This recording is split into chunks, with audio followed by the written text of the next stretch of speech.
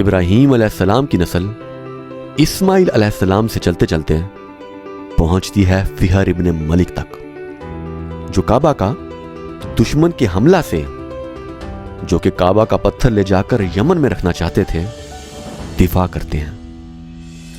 وہ کعبہ کو ایک جنون کی حد تک چاہتے ہیں، اسی لیے وہ اپنی اولاد کو کعبہ کی اہمیت بتاتے، ان کے خون کو کعبہ کی حفاظت کے لیے گرماتے، اس دنیا سے رخصت ہو جاتے ہیں۔ ان کی اولاد بڑھتے بڑھتے کعبہ کے آس پاس پھیل جاتی ہے، یہاں تک کہ جنم ہوتا ہے قصی ابن کلاب کا۔ وہ کعبہ کا کنٹرول حاصل کر کے فہر ابن ملک کی اولاد کو کعبہ کے ارد گرد مکہ میں ایک قبیلہ کی صورت میں اکٹھا کرتے ہیں، جس کو نام دیا جاتا ہے قریش۔ اس وقت کعبہ اللہ کا قرب حاصل کرنے کے لیے وسیلوں کا گڑھ بن چکا ہوتا ہے، لیکن فہر ابن ملک کی اولاد جو مختلف خاندانوں میں بڑھ چکی ہوتی ہے، لگ جاتی ہے کعبہ کی خدمت کرنے۔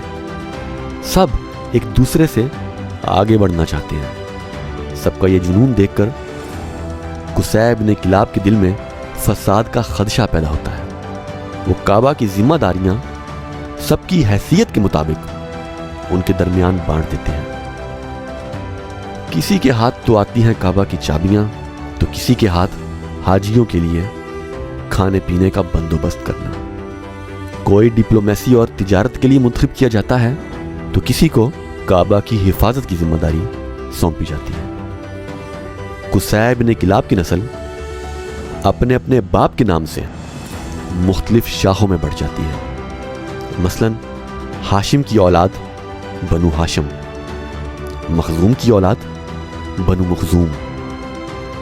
ویسے تو ہر شاخ کا اپنا سردار ہوتا ہے، لیکن ایک سردار پورے قبیلے یعنی قریش کا سردار ہوتا ہے۔ کعبہ کی خدمت کرتے کرتے ایک ایسا دور بھی آتا ہے کہ قریش کی دو شاخوں میں قریب 1 سال کے فرق سے 2 لڑکے پیدا ہوتے ہیں۔ اس دور میں بنو مخزوم، جو کہ اپنی شجاعت اور بہادری کی وجہ سے جانے جاتے ہیں، ذمہ داریاں نبھا رہے ہوتے ہیں کعبہ کی حفاظت کی۔ ان کے ہاں بچوں کو بچپن سے ہی بس ایک ہی بات سکھائی جاتی ہے کہ جان جاتی ہے تو جائے، لیکن کعبہ پر کوئی قبضہ نہ کر پائے۔ ایک لڑکا تو پیدا ہوتا ہے ان کے ہاں، جسے نام دیا جاتا ہے عامر بن ہشام۔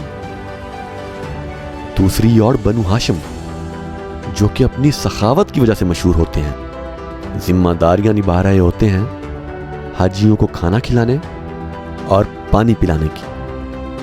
بنو ہاشم کے سردار ہوتے ہیں عبد المطلب، جو کہ قریش کے بھی چیف ہوتے ہیں۔ ان کے بیٹے عبداللہ کے ہاں بھی ایک لڑکا پیدا ہوتا ہے، جنہیں نام دیا جاتا ہے محمد۔ اللہ کی شان کہ ایک طرف تو محمد آزمائشوں کی چکی میں پستے ہیں، بغیر والدین کے پرورش پا رہے ہوتے ہیں، تو دوسری طرف عمر اعلیٰ پرورش پا رہا ہوتا ہے، کیونکہ اپنی جان ہتھیلی پر رکھ کر کعبہ کی حفاظت کرنے کی ذمہ داری مستقبل میں اسی کے سپرد کی جانی ہوتی ہے۔ وہ معاشرے کے ساتھ چلتے، اللہ کی قربت پانے کے لیے وسیلے ڈھونڈتے، کعبہ کا طواف کرتے، لبیک اللہم لبیک کہتے، رسومات ادا کرتے، اور سب سے بڑھ کر اپنی جان ہتھیلی پر رکھے کعبہ کی حفاظت کا جذبہ لیے معاشرے کو اپنی ذہانت اور اپنے فیصلوں سے قائل کرتے ابو الحکم کا لقب پاتا ہے۔ آزمائشوں کی چکی میں پستے محمد خود کو دنیا سے الگ کر کے ایک غار میں جا کر غور و فکر کرنا شروع کر دیتے ہیں۔ وہ حیران ہوتے ہیں کہ لوگوں کو اللہ تک پہنچنے کے لیے وسیلوں کی ضرورت کیوں؟ وہ غور کرتے ہیں کہ کیا زندگی بس کعبہ کے ارد گرد چکر لگانے، اسے بیرونی حملوں سے بچانے، بلند آواز میں لبیک اللہم لبیک کہنے کا ہی نام ہے؟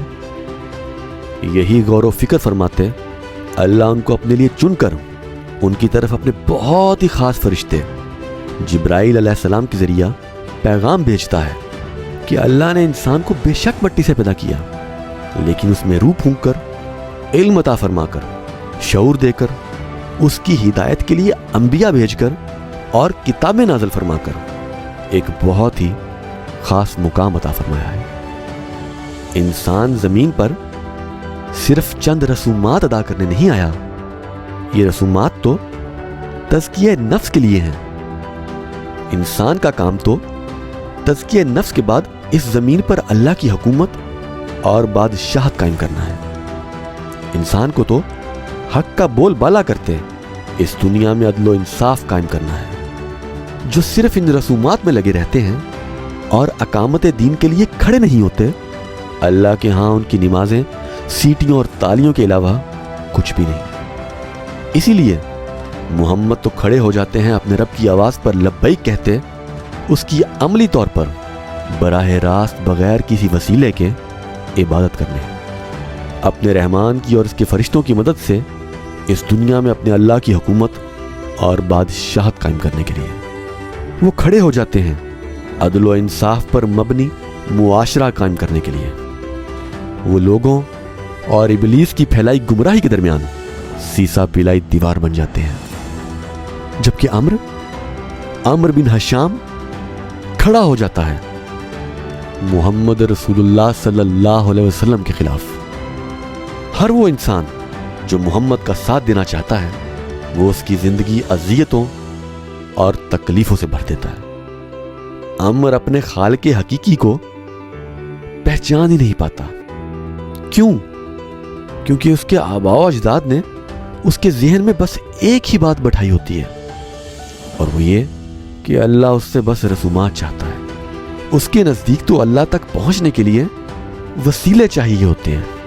उसके नज़दीक काबा की हिफाजत करना, उसकी चादरें बदलना, लब्बैक अल्लाहुम्मा लब्बैक कहते उसके चक्कर लगाना, बस यही ज़िंदगी का असल मकसद है।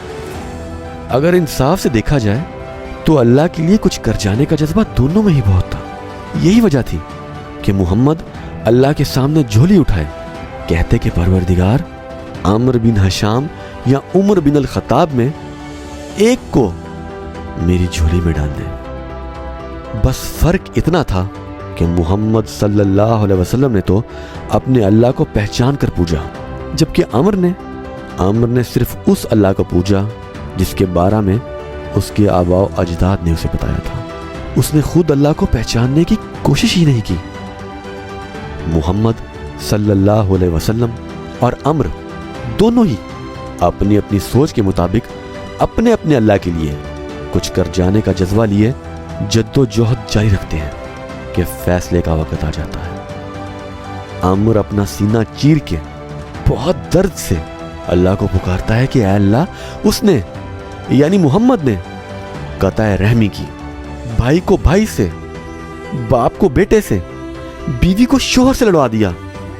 जिस कबीले को हमारे बुजुर्ग कुसै इब्न किलाब ने तेरे काबा की हिफाजत के लिए इकट्ठा किया, ये उसमें फूट डालकर कमजोर कर रहा है। हमारे पास वो चीज लाया जिसे हम पहचानते ही नहीं। ये इस दुनिया में तेरी हुकूमत और बादशाहत कायम करना आज से पहले हमने सुना तक नहीं। हम तो कई सदियों से अपने खूनों से तेरे काबा को बैरूनी हमलों से बचाए जा रहे हैं।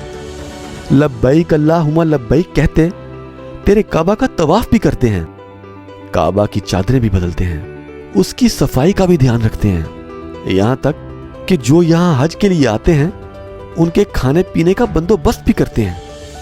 जिनको तेरे बरगुजीदा बंदे समझते हैं, उनके वसीले से तुझ तक पहुंचने की कोशिश करते हैं। ऐ अल्लाह, आज तू इस मोहम्मद को शिकस्त दे दे। अम्र की अर्जी जब अल्लाह अल हकम की बारगाह में पहुंचती है तो वो उसे रिजेक्ट करके फरिश्ते नाज़िल फरमाकर बद्र में अम्र को कटवा कर सूरह अनफाल की आयत 19 में अपना फरमान जारी फरमाकर मांगते थे ना फैसला, लो आ गया फैसला। ना सिर्फ मोहम्मद की फतह का ऐलान फरमाता है बल्कि अपनी तमाम मखलूकात को हमेशा के लिए एक पैगाम दे देता है कि उसको पूजो तो उसे पहचान कर। इसीलिए तारीख अम्र बिन हशाम को अबू जहल का लक़ब देकर हमेशा के लिए दफन कर देती है, जबकि मोहम्मद अपने रहमान को पहचान कर बगैर किसी वसीले के उस तक पहुंचकर रसूमात से आगे बढ़कर बातल को कुचलते, हक का अलम बुलंद फरमाते, इस दुनिया में अपने अल्लाह की हुकूमत और बादशाहत कायम करके अपने अल्लाह से रहमतुल आलमीन का अनमोल तमगा पाकर अपने रहमान के सीने से लग जाते हैं। जानते हैं वो मोहम्मद थे कौन? रहमतुल आलमीन खातमुन नबीयीन मोहम्मद मुस्तफ़ा सल्लल्लाहु अलैहि वसल्लम। यहां से अली समझ आता है कि रब को पहचानना कितना जरूरी है। उसे बगैर पहचाने तो उसकी इबादत यहूदी भी कर रहा है, ईसाई भी, हिंदू भी, बहाई भी। इसीलिए निकलता है अली अपने रब को पहचानने के लिए। लेकिन इस सफर में अली जब इर्द गिर्द नजर दौड़ाता है तो हैरान रह जाता है कि आज का मुसलमान भी इन्हीं कामों में लग गया है। अल्लाह तक पहुंचने के लिए वसीले ढूंढता है, वुजू पर वुजू करके मस्जिदें बनवाकर, वहां खीरें बिरयानियां बांटकर, मस्जिदों के बिजली के बिल देकर, तज़य्युन और आराइश के लिए चंदा देकर, अमाम की तनख्वाह देकर, दाढ़ी बढ़ाकर और बुर्का पहनकर समझता है कि अल्लाह हमसे बस यही चाहता है। अली एक दिन टीवी ऑन करता है तो इंसान की ज़हनी पस्ती देखकर उसके पांव के नीचे से जमीन सरक जाती है। ये हर मुसलमान के लिए बहुत रूह परवर मंजर है कि खाने काबा के ऊपर हम देखते हैं कि यहाँ पर तवाफ इस वक्त हो रहा है। मताफ खाली है लेकिन हरम की फ़ज़ाओं में तवाफ हो रहा है। खाने काबा के अतराफ परिंदों के तवाफ के ये रूह परवर मनाजिर, खूबसूरत तरीन मनाजिर है। उसकी कौम चंद परिंदों के काबा के इर्द गिर्द चक्कर काटने पर जश्न मना रही होती है, जबकि ये समझ ही नहीं पाती कि वो परिंदे तो दरअसल इंसान को शर्म दिला रहे होते हैं। वो इंसान को बता रहे होते हैं कि देखो, ना हम में कोई रूह फूंकी गई, ना ही कोई खास इल्म अता फरमाया गया, ना हमें शऊर बख्शा गया, और ना ही हम में कोई अंबिया आए, और ना ही हम पर कोई किताब नाज़िल हुई। इसके बावजूद ये चक्कर काटने का काम तो हम भी कर सकते हैं। ऐ बदबख्त इंसान, इससे आगे बढ़ और वो कर कि जिसके लिए तुझे पैदा किया गया है।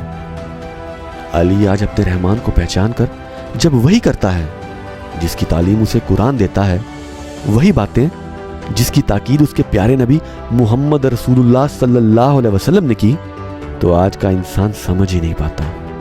वो समझ ही नहीं पाता कि अली तो अपने नबी की सुन्नत पर अमल कर रहा है, जबकि उसकी कौम बस समझती है कि दाढ़ी रखना और शलवार ऊंची करके चलना बस यही सुन्नत है। बेचारा आज का मुसलमान काश आंखें खोले और देखें कि वो तो अम्र इब्ने हशाम यानी अबू जहल के नक्शे कदम पर चल रहा है। इसीलिए अली आज के पैगाम से इस दुनिया को झंझोड़ना चाहता है कि ऐ इंसान, उठ और खड़ा हो जा अपने रब को पहचानने के लिए।